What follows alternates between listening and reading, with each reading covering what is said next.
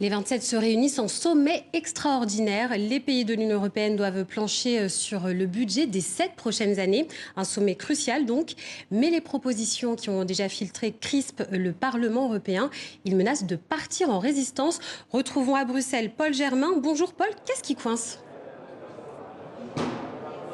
Alors, quand on dit que ça coince, le mot est faible. Le Parlement européen est en ébullition, il est très remonté et il n'attend rien de bon de ce sommet extraordinaire qui va s'ouvrir dans quelques heures. Il faut dire que Charles Michel va mettre sur la table une proposition de budget qui est en diminution notamment parce que les Britanniques ne sont plus là, ils ne contribuent plus aux dépenses européennes, mais les ambitions de l'Union européenne, elles, sont en hausse, sont beaucoup plus grandes, en particulier en matière climatique. Bref, il faudra essayer de faire plus avec moins et pour le Parlement européen, c'est inacceptable. Écoutez, Pierre Larrouturou, que j'ai rencontré ce matin, il est député européen, il est aussi un rapporteur pour le budget au sein du Parlement européen et il n'est pas content.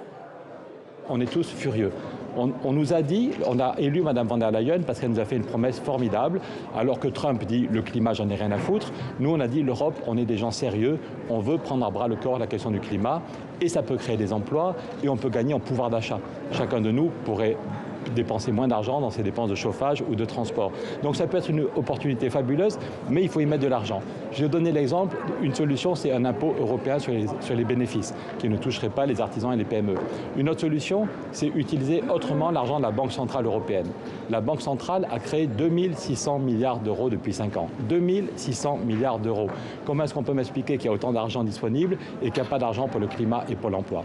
Donc nous, ce qu'on demande, le Parlement, c'est d'arrêter les rustines, arrêter les discours, le blabla, et on se met au boulot pendant 6 mois et on réfléchit ensemble sur des solutions nouvelles.